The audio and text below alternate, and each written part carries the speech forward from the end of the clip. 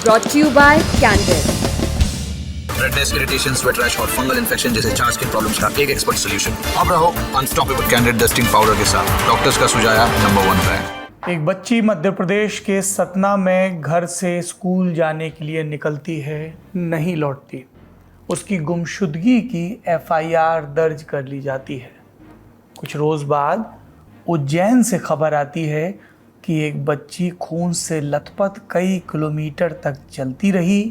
प्रकट तौर पर दिख रहा था कि उसके साथ ज़्यादती हुई है, लेकिन आसपास रहने वालों की भीड़ ने इस घटना से मुंह मोड़ लिया। यहाँ मैं जानबूझकर भीड़ शब्द इस्तेमाल कर रहा हूँ, पर एक आश्रम संचालक की करुणा जागी, बच्ची की मदद हुई। फिर आया जांच पड़ताल का दौर। दैनिक भास्कर अखबार ने पत्रकारिता के सर्वश्रेष्ठ मानदंडों का पालन करते हुए जिस 8 किलोमीटर के रूट से वो बच्ची गुजरी थी, हर घर में दस्तक दी, पूछताछ की, कड़ियाँ से कड़ियाँ जोड़ी। पुलिस ने भी अपना काम किया और उज्जैन की जिस घटना से पूरा देश शर्मसार है, आखिरकार उसके आरोपी को पकड़ लिया गया और फिर जो पता चला वो खौफनाक है। उसके बारे में बात करेंगे।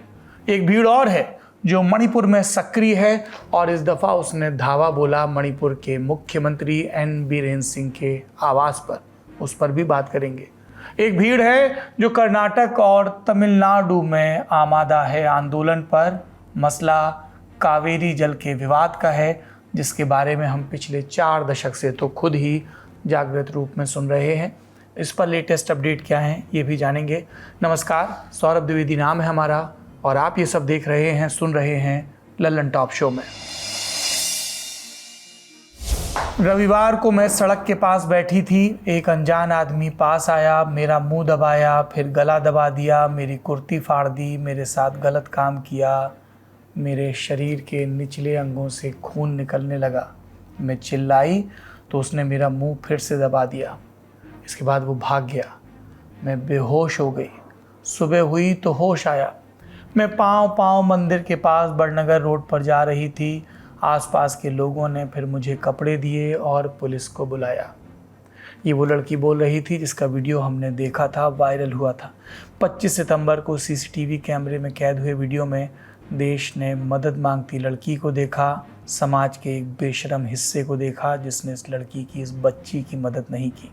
जी, उज्जैन की इसकी बात हो रही है, जहां बलात्कार के बाद खून से लथपथ अर्धनग्न एक नाबालिग लड़की 8 किलोमीटर तक 2.5 घंटे के अंतराल में सड़क पर चलती रही, नितांत बेसहारा, कहीं से कोई मदद नहीं। इस पहाड़ से सफ़र में घर पड़े, दुकानें पड़ी, खाने पीने की जगह पड़ी, लोग पड़े। अपनी सूजी आंखों से लड़की जहाँ भी देखती एक चुप या नज़र घुमाती भीड़ नज़र आती। वो कई बार अपने बाल ठीक करती, कभी नाक साफ करती, चेहरे पर खुजली होती तो वो भी करती, कभी आंसू पोंछती और कभी लड़खड़ाती, फिर उठकर खड़ी होती और चलने लगती। अपने 8 किलोमीटर के रास्ते में इस बच्ची को कई बार लगा उसे मदद मिल जाएगी। अपनी बदहवासी में वो इस बात पर भरोसा नहीं कर पा रही थी कि हमारे आपके बीच ही कुछ ऐसे पत्थर दिल लोग हैं जो मुंह फेर सकते हैं। बच्ची मदद के लिए जब भी आवाज़ दे रही थी, कुछ भी ठीक से कह नहीं पा रही थी। आवाज़ में कराह बरबस उठ रही थी और जो लोग सुन रहे थे उनके दिमाग में वो सुप्त सामूहिक चेतना उठ रही थी कि कोई यूँ बोल रहा है तो पागल ही होगा, उस पर ध्यान नहीं दिया जाना चाहिए। गोया मानसिक रूप से जो अशांत हैं भी, उनका कोई मानवाधिकार नहीं है या समाज का उनके प्रति कोई दायित्व नहीं है। सब किंतु परंतु की ऊँट में बैठे देखते रहे। फिर बच्ची एक आश्रम के दरवाजे पर पहुंचती है। आश्रम का पुजारी बाहर देखता है, उसे अपना अंग वस्त्र ओढ़ाता है, नाम और दिक्कत पूछने की कोशिश करता है। बच्ची चुप रहती है, एक सवाल का जवाब दे पाती है, हाँ भूख लगी है। फिर उसे नमकीन दलिया खिलाया जाता है। शरीर में थोड़ी जान आती है। बच्ची को जिन्होंने बचाया, जिन्होंने उसकी आवाज़ सुनी, जिन्होंने हमारी आस्था और उम्मीद को समाज में इन सब के बाद भी बचा कर रखा, उनको सुनते हैं। सर, मुझे कहीं इमरजेंसी कार्य से मेरे गुरुकुल से बाहर मुझे जाना था। जैसे ही मैं गेट पर आया, बालिका इसी मार्ग से बन्नेगढ़ क्षेत्र की ओर जा रही थी, इसी रोड पर आ रही थी, उज्जैन की ओर जा रही थी। जैसे ही मैंने उसे देखा, बालिका नीचे पूरा उसका वस्त्र जो है कि पाँव वाला वस्त्र जो अंग है वह पूरा वस्त्र विहीन था। एक ऊपर उसने छोटा सा वस्त्र धारण कर रखा था, जिससे वह बार बार अपने वस्त्र को खींच करके अपने गुप्त अंग को ढकने का पूर्णतः प्रयास कर रही थी। हम लोग एक नीचे वस्त्र, एक बीच में कुर्ता, ऊपर एक ऊपरी वस्त्र धारण करते हैं। मैंने अपना तुरंत उसे अपना ऊपरी वस्त्र दिया, जिससे उसने अपने शरीर को ढका। तत्पश्चात मैंने उसे, जो मेरा आश्रम में स्वल्पाहार बना था, मैंने उससे पूछा कि भूख लग रही है। उसने मुझे हाँ का एहसास कराया। मैंने उसे बच्चे से कह करके नाश्ता, स्वल्पाहार इत्यादि उसके लिए बुलवाया, चाय वगैरह बुलवाई। इसके बाद बच्ची को अस्पताल ले जाया जाता है, भर्ती किया जाता है। मेडिकल जांच और बलात्कार की पुष्टि, पुलिस के पास सूचना पहुंचती है। पुलिस अधिकारियों ने बच्ची से पूछताछ शुरू की तो वो कुछ भी साफ नहीं बता सकी, लगभग निढाल थी, घर का पता भी नहीं जानती थी। खबरों में लिख दिया गया बच्ची मानसिक रूप से अस्वस्थ है। शुरुआती इलाज के बाद उसमें थोड़ी जान आई। उसने एक इलाके का नाम पुलिस को बताया, जीवन खेरी, उस इलाके का नाम जहां ऑटो वाले ने लड़की को अपने वाहन में बिठाया था, जहां से थोड़ी दूर उसका बलात्कार हुआ था। अब मामले की जांच कर रही उज्जैन पुलिस के पास 2 लोकेशन थी, एक बच्ची की बताई, दूसरी वो जहां से वायरल सीसीटीवी फुटेज सामने आई। पुलिस ने इन दोनों लोकेशन के बीच के इलाके में जांच शुरू की। जहां जहां सीसीटीवी कैमरे लगे थे, फुटेज चेक की गई। कुछ फुटेज में लड़की ऑटो में बैठती दिखाई दी। ऑटो की शिनाख्त हुई। ऑटो का नंबर MP13R5204। ड्राइवर का नाम भरत सोनी। पुलिस ने भरत सोनी को पकड़ लिया। ऑटो की जांच की, उसमें खून के धब्बे मिले। भरत को पुलिस क्राइम सीन पर लेकर गई। उसने भागने की कोशिश की, गिरकर अपना घुटना फोड़ लिया। फूटे घुटने के साथ उसकी फोटो वायरल हुई। कोर्ट में पेश हुआ, 7 दिन की न्यायिक हिरासत मिली। इस कार्रवाई पर उज्जैन पुलिस ने क्या कहा, सुनिए। मेडिकल जब हुआ तो उसमें मेडिकल रिपोर्ट्स के आधार पे ये चीज़ें बड़ा क्लियर हुई कि बच्ची के साथ घटनाक्रम हुआ है, और जिसके आधार पे हम लोगों ने FIR की। एक बार FIR हो जाने के बाद एक SIT गठित की गई 28 लोगों की, जिसने लगातार इसमें काम किया, विवेचना की। शहर के जितने भी आसपास के जो रूट्स हैं, आसपास के टोल हैं, आसपास के CCTV फुटेज हैं, जितने भी टेक्निकल एविडेंसेस हैं, उन सबको कलेक्ट किया।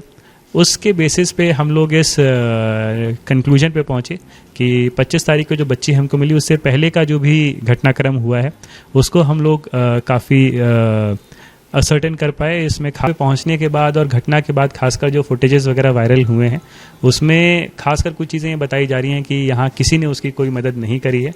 तो जब बच्ची मिली थी तो उसके पास से कुछ कैश मिला था, और हम लोगों ने जब बैक ट्रैक किया, उन मोहल्लों में गए, गलियों में गए, तो जो वहाँ के लोग थे उन्होंने काफ़ी कोऑपरेट किया। बड़ा ओपनली बताया कैसे कैसे वो कहाँ कहाँ से घूमती घूमती आई थी, और जिसका जो बन पड़ा उसने कहीं ना कहीं आर्थिक मदद उस बच्ची की है। इतनी जांच पकड़ के साथ पुलिस एक और टास्क पर काम कर रही थी, बच्ची को उसके घर वालों से मिलवाना। जब केस दर्ज किया गया तो पुलिस को लग रहा था कि वो प्रयागराज की रहने वाली है। फिर लड़की ने अपने घर का पता बताया, सतना पुलिस से संपर्क किया तो पता चला कि वहां 24 सितंबर को बच्ची के घर वालों ने उसकी गुमशुदगी की FIR दर्ज कराई थी। क्यों? लड़की अपने घर से स्कूल जाने के लिए निकली, घर नहीं लौटी थी, इसलिए घर वालों से संपर्क किया गया। उन्होंने कहा कि वो कक्षा 8 में पढ़ती है। गुमशुदगी के दिन घर से स्कूल के कपड़ों में निकली। स्कूल में छात्रवृत्ति की परीक्षा होनी थी, पर स्कूल नहीं गई, घर भी नहीं लौटी। दैनिक भास्कर की रिपोर्ट के मुताबिक वो सतना स्टेशन से ट्रेन में सवार होकर उज्जैन आई। उसने ऐसा क्यों किया, ये किसी को नहीं पता। बच्ची के पास भी इसका कारण अभी तक नहीं पता चला। फिर बच्ची के पिता मीडिया के सामने आए और ये बयान दिया। वो गई यहाँ से परीक्षा देने गई। अब यहाँ से तो चली गई है, हम तो नहीं जानते। हम तो चले गए भैया के यहाँ काम करने, यहाँ आए तो कहन की चली गई बिटिया। तो हम सोचे कि अब चली तो गावे भैया, लेकिन शायद साथ में सरजी भी हों, तो हम इसलिए हमने कुछ नहीं आगे बढ़ पाए। वो सही थी, वो आती जाती पढ़ती थी, थोड़ी जौन बनता था, लेकिन अब क्या करे, उसका दिमाग में नहीं था कि का नहीं बनता था उससे। उसको उसके सरजी का नहीं सिखा पाए पढ़ाने, पढ़ती थी 8वीं। जब घर वाले मिल गए तो पूरी कहानी जांच और खबरों में खुली। यहाँ हम फिर से दैनिक भास्कर अखबार का जिक्र करेंगे। यहाँ छपी खबर के मुताबिक बच्ची जब उज्जैन स्टेशन पहुंची तो स्टेशन के सामने मौजूद एक ऑटो में बैठी। ऑटो वाले ने पूछा कहाँ जाना है। बच्ची ने कहा सीधे चलो। पैसे भी नहीं थे, लिहाजा ड्राइवर ने उतार दिया। बच्ची कुछ देर चलकर अगले ऑटो में बैठी। ये ऑटो वाला उसे कुछ दूर लेकर गया। मंजिल पता नहीं थी, इस ऑटो वाले ने भी उतार दिया। इस ऑटो से उतरकर जब वो फिर पैदल चलने लगी तो पीछे से आरोपी भरत सोनी ऑटो लेकर आ रहा था। उसने बच्ची को देखा, ऑटो रोका, आवाज़ दी, बच्ची ऑटो में बैठ गई। फिर उसे सुनसान जगह ले गया और उसका बलात्कार किया और भाग गया। इसके बाद भरत ने बचने की कोशिश की। खबरों के मुताबिक भरत ने ऑटो का नंबर बदला, ऑटो के शीशे पर अपने भाई के नाम का स्टिकर लगाया था, उसे भी हटा दिया और अपना फ़ोन बंद कर लिया। पर पुलिस ने पूरी तैयारी के साथ काम किया। भरत सोनी को पकड़ लिया। उसके पिता इस वारदात के बाद सामने आए। उन्होंने कहा कि जब से घटना हुई तब से मुझे इसके बारे में पता था और उन्होंने अपने बेटे से इस बारे में बोला। एक बच्ची के साथ ऐसा हुआ है, उसने कुछ नहीं कहा जवाब में, उसे फांसी दे देनी चाहिए, गोली मार देनी चाहिए। हमारा जो लड़का है भरत, ऑटो चलाता है, इसको कल ले गए थे और घटना हुई थी। ये तो हमको पहले ही मालूम पड़ चुकी थी। समाचार सुनता हूँ मैं, तो समाचार में मैंने सुना था, मैंने कहा अरे किसी बच्ची के साथ में गलत हुआ है, ये ऐसा होना नहीं था, मेरे बहुत ज़्यादा गलत हो गया महाकाल की नगरी में। विश्वास तो ऐसा है कि देखो बच्चा तो मेरा है, मैं तो उसकी बड़ाई करूँगा ऐसे में, और ऐसे किसी के ऊपर अपन कह भी नहीं सकते कि दिमाग में आदमी के कब किस टाइम पे क्या कर ले, ये तो मैं भी नहीं जानता हूँ इस बात को। बाकी इतना ज़रूर कहूँगा कि वो ऐसा नहीं कर सकता वो, और अगर उसने करा है तो उसको सज़ा मिलना चाहिए, चाहे वो मेरा बच्चा हो या वो किसी का भी बच्चा हो, क्योंकि बच्ची वो मेरी भी तो हो सकती थी। मेरी बच्ची होती तो मैं क्या कहता, फांसी दे दो उसको, मार दो गोली, यही बोलता और क्या बोलता। इस विषय पर ताज़ा अपडेट क्या है और किन किन एंगल्स की जांच होनी बाकी है, सुनते हैं ग्राउंड पर मौजूद पत्रकारों से। इस पूरे मामले में अगर देखा जाए तो अब तक पुलिस ने कार्रवाई करते हुए न केवल उस आरोपी को गिरफ्तार कर लिया है, बल्कि उसने जब पुलिस की अभिरक्षा से भागने की कोशिश की तो इस दौरान वो घायल भी हो गया। फिलहाल इस पूरे मामले में ताजा घटनाक्रम ये है कि पुलिस ने इस आरोपी को कोर्ट में पेश किया, जहां से कोर्ट ने आरोपी को 7 दिन की न्यायिक हिरासत में भेज दिया है। न्यायिक हिरासत के दौरान आरोपी को इंदौर के MY हॉस्पिटल में भर्ती किया जाएगा, जहां पर उसे जो चोट लगी थी पुलिस से भागने के दौरान, उसका इलाज किया जाएगा। पुलिस का कहना है कि 7 दिनों के बाद हम इसे दोबारा कोर्ट में पेश कर पुलिस कस्टडी मांगेंगे, क्योंकि अभी कई और सारे तथ्य हैं जो इस आरोपी के साथ पूछताछ के दौरान सामने आने हैं। लेकिन क्योंकि डॉक्टरों ने अभी इससे और ज्यादा पूछताछ करने से मना किया है उसकी स्थिति को देखते हुए, तो फिलहाल पुलिस ने कस्टडी मांगी, लेकिन कोर्ट ने जुडिशियल कस्टडी देते हुए 7 दिनों के लिए अस्पताल में भर्ती करने के निर्देश दिए हैं। दूसरी तरफ इसमें पुलिस का एक मानवीय चेहरा भी सामने आया है। पुलिस ने ऐलान किया है कि यदि बच्ची के घर वाले चाहे तो माधवनगर थाने के जो DI हैं वो उस बच्ची को गोद लेकर के जीवन भर उसके रहन सहन का, उसकी पढ़ाई का खर्चा उठाना चाहते हैं। इस मुद्दे पर राजनीति भी हो रही है, नेताओं को खूब सूट करती है, वो अपना काम करते रहें। न्याय और न्याय की भाषा क्या कहती है, इसका इंतज़ार है जब वो अमल में तब्दील होगी। पर हमें खुद से ये सवाल पूछना चाहिए, हमारे सामने कोई यूं गुजरता है तो हमारी अंतरात्मा कहाँ चली जाती है? सब कुछ सरकारों के, सब कुछ एजेंसीज़ के हवाले कर दिया है क्या हमने, और अपने पास सिर्फ जीभ रखी है जो बयान के या आरोप के या शिकायतों की शक्ल में उठती है और गिर जाती है। अब रुख करते हैं उज्जैन से दक्षिण भारत का, नदी और राज्य के विवाद का। नदियों की महत्ता पर बरसों से लिखा पढ़ा जा रहा है। माना जाता है कि इसकी कोख से कई सभ्यताओं का जन्म हुआ। नदियों पर दावेदारी को लेकर विवाद भी हुए। ऐसा ही एक झगड़ा बरसों से चल रहा है जिसका नाम है कावेरी जल विवाद। कावेरी नदी जो कर्नाटक से जिसका उद्गम होता है, तमिलनाडु से होते हुए ये बंगाल की खाड़ी में जाकर मिल जाती है। ये विवाद करीब 150 बरस पुराना है, पर इसकी वजह से दक्षिण भारत के 2 राज्य रह रहकर एक दूसरे के सामने आते हैं। वही राज्य जहाँ से नदी गुजरती है, कर्नाटक और तमिलनाडु। इसी विवाद के चलते आज पूरे कर्नाटक में विरोध प्रदर्शन हुए। वजह तमिलनाडु के साथ कावेरी नदी के जल बंटवारे के विरोध में बुलाया गया कर्नाटक बंद। कई किसान और कन्नड़ा संगठनों की कॉल पर यह बंद बुलाया गया था। इस दौरान हुआ क्या, स्क्रीन पर दिख रही विंडो में आपको अलग अलग शहरों की तस्वीरें नजर आ रही हैं।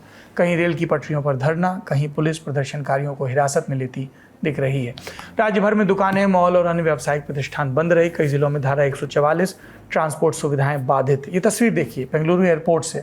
आज तक की खबरों के मुताबिक 5 प्रदर्शनकारियों ने फ्लाइट की बुकिंग कराई। एयरपोर्ट के अंदर नारेबाजी का प्लान था, पर पुलिस को पहले भनक लग गई। पर पूरे हंगामे के चलते 44 उड़ानों को रद्द करना पड़ा। पुलिस ने कन्नड़ समर्थक संगठनों के 200 से ज़्यादा प्रदर्शनकारियों को हिरासत में लिया। ताज़ा प्रोटेस्ट की वजह एक बॉडी है, कावेरी वाटर मैनेजमेंट अथॉरिटी यानी CWMA। ये बॉडी आती है केंद्रीय जल शक्ति मंत्रालय के अधीन। काम कावेरी नदी के पानी को मैनेज करना।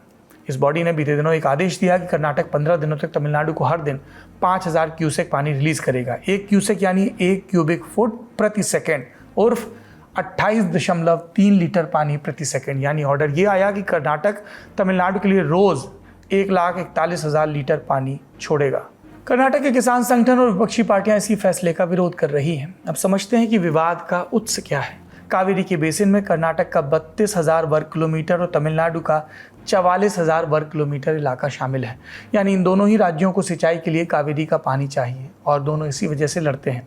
सबसे पहले 1881 में इस पर तकरार सामने आई जब तत्कालीन मैसूर राज्य ने कावेरी नदी पर एक बांध बनाने का फैसला किया और तत्कालीन मद्रास राज्य ने इस पर आपत्ति की। ब्रिटिश की मध्यस्थता के बाद काफ़ी साल बाद 1924 में एक समझौता हो पाया, लेकिन ये विवाद आज़ादी के पहले और बाद में भी जारी रहा। फिर आया साल 1990। साल की 2 जून को केंद्र सरकार ने एक ट्राइब्यूनल बना दिया। साल 1991 में इसने एक अंतरिम आदेश जारी किया कि कर्नाटक कावेरी के पानी का एक हिस्सा तमिलनाडु को देगा और ये भी तय किया गया कि हर महीने कितना पानी छोड़ा जाएगा। पर यह एक अंतरिम आदेश था, कोई स्थायी आदेश नहीं। जब ये केस चल रहा था तो सुनवाई में दोनों राज्यों ने कितना पानी मांगा ये जानिए। कर्नाटक ने मांगा 465 TMC और तमिलनाडु ने 562 TMC। TMC यानी 1000 मिलियन क्यूबिक फीट और 1 TMC में आता है 11,000 क्यूसेक। और अभी हमने आपको क्यूसेक का हिसाब बताया था, गणित आप लगा सकते हैं। 2007 में ट्राइब्यूनल ने इस मामले पर अपना आखिरी फैसला सुनाया। इसमें कहा गया कि तमिलनाडु को 419 TMC पानी सालाना मिलना चाहिए, कर्नाटक को 270 TMC पानी। इसके बाद भी सब सुलझ नहीं सका। कर्नाटक पर आरोप लगते रहे कि वो तमिलनाडु को कम पानी रिलीज करता है और पानी देने का तात्पर्य कावेरी नदी कर्नाटक से निकलती है, तमिलनाडु नीचे के हिस्से में है तो कर्नाटक के पास पानी के फ्लो का कंट्रोल होता है। नदी पर बांध बने हैं तो कपाट जब तक पानी नहीं छोड़ेंगे तब तक ये असुविधा रहेगी। इस तरह के आरोप भी लगे हैं। साल 2016 में पानी की इस लड़ाई ने फिर जोर पकड़ा। अगस्त के महीने में तमिलनाडु ने कर्नाटक की ट्राइब्यूनल में शिकायत की और कहा कि पानी कम दिया गया। कर्नाटक ने बचाव में तर्क दिया कि बारिश पर्याप्त नहीं हुई इसलिए कम, रिजर्व में पानी नहीं तो कहां से दें। मामला फिर सुप्रीम कोर्ट पहुंचा। कावेरी जल विवाद पर सुप्रीम कोर्ट की तत्कालीन chief justice Deepak Mishra, justice AM कानविलकर और जस्टिस DY चंद्रचूड़ की बेंच ने तब 16 फरवरी 2018 को फैसला सुनाया। इसके मुताबिक अब तमिलनाडु को 177.25 TMC पानी मिलेगा और कर्नाटक को 192 TMC पानी का फैसला। केरल को भी 30 TMC और पुदुचेरी को 7 TMC पानी आवंटित किया गया। सुप्रीम कोर्ट ने यह फैसला सुनाते हुए एक और महत्वपूर्ण बात कही थी। नदी का जल राष्ट्रीय संपत्ति है जिस पर किसी एक राज्य का अधिकार नहीं है और मुद्दा यही है। तमिलनाडु का कहना है कि आदेश आता है लेकिन हमारे हिस्से पानी नहीं आता, कर्नाटक ऊपर ही रोक लेता है। अब जब ये पानी छोड़ने का आदेश आया तो कर्नाटक से पानी जलकर तमिलनाडु पहुंचेगा और इस वजह से कर्नाटक के किसान और कन्नड़ा स्वाभिमान से जुड़े संगठन विरोध कर रहे हैं। ये तो विवाद का इतिहास हो गया। मौजूदा वक्त में क्या हो रहा है? ट्राइब्यूनल के हालिया फैसले के बाद 15 दिन तक छोड़ने के फैसले के बाद कर्नाटक में नए सिरे से विवाद हो रहा है। इस विवाद पर राजनीतिक बयान भी आ रहे हैं। सबसे पहले जानते हैं भाजपा का पक्ष। सांसद तेजस्वी सूर्या, उन्होंने कहा कि राज्य सरकार कावेरी का पानी तमिलनाडु को दे रही है। अगर ऐसा ही होता रहा तो बेंगलुरु के लोगों के पास पीने का पानी नहीं बचेगा। तेजस्वी ये भी बोले कि कर्नाटक सरकार CWMA के सामने अपना केस ठीक से पेश करने में असफल रही। सूर्या के बाद अब रुक करते हैं कर्नाटक के मुख्यमंत्री सिद्धारमैया का। उन्होंने किसान संगठनों से मुलाकात की और सोशल प्लेटफॉर्म X पर लिखा, आज कावेरी प्रबंधन प्राधिकरण की बैठक हुई, हमने अपने सभी तथ्य सबमिट किए। मैं आज सुप्रीम कोर्ट के सेवानिवृत्त न्यायाधीशों के साथ बैठक करूंगा, लीगल टीम से भी बात करूंगा कि क्या हम सबसे बड़ी कोर्ट में इस फैसले पर सवाल उठा सकते हैं और उनसे बात करने के बाद तय करेंगे कि आगे का कोर्स ऑफ एक्शन क्या होगा। दोनों राज्य शांत रहें, ये बहुत ज़रूरी है। देश का एक राज्य पूर्वोत्तर में पहले ही जल रहा है, मणिपुर इसका नाम है। कानून व्यवस्था जैसा शब्द इसकी डिक्शनरी से फ़िलहाल गायब है। ऐसे में हम किसी भी और राज्य में कहीं भी अशांति की कल्पना नहीं कर सकते। मणिपुर, जी अब वहाँ चलते हैं। 28 सितंबर की रात भीड़ ने मुख्यमंत्री एन बीरेन सिंह के इम्फाल में मौजूद पैतृक घर पर हमला करने की कोशिश की। ये तब हुआ जब इम्फाल में तगड़ा कर्फ्यू है। गनीमत है हमले के समय मुख्यमंत्री का पैतृक घर खाली था। दरअसल 2 मैते युवाओं की हत्या की तस्वीर वायरल हुई थी इंटरनेट बैन हटने के बाद। इनके नाम हेमजीत सिंह और उनकी प्रेमिका। इन दोनों की हत्या पर खबर उड़ी कि इन्हें अगवा करके मार डाला गया। इसके बाद ही इम्फाल में प्रदर्शन शुरू हुए। बड़ी संख्या में मैते स्टूडेंट सड़कों पर उतरे, पुलिस के सामने खड़े हुए। पुलिस और रैपिड एक्शन फोर्स के जवानों ने बल का प्रयोग किया। कुछ घायल हुए, कुछ अरेस्ट हुए। फिर तारीख आई 28 सितंबर और ये सब पहुंचे इम्फाल ईस्ट ज़िले के हिंगिंग इलाके में। यहाँ बीरेन सिंह और उनके रिश्तेदारों के पैतृक घर हैं और शाम से यहाँ मैत्री समुदाय के लोगों की भीड़ जमा हो रही थी। कोशिश सीएम के घर पहुँचा जाए, घर को आके हवाले किया जाए। मैत्री युवाओं की मौत के बाद सीएम ने कोई काम नहीं किया, कोई एक्शन नहीं लिया, इस तरह के आरोप ये भीड़ लगा रही थी।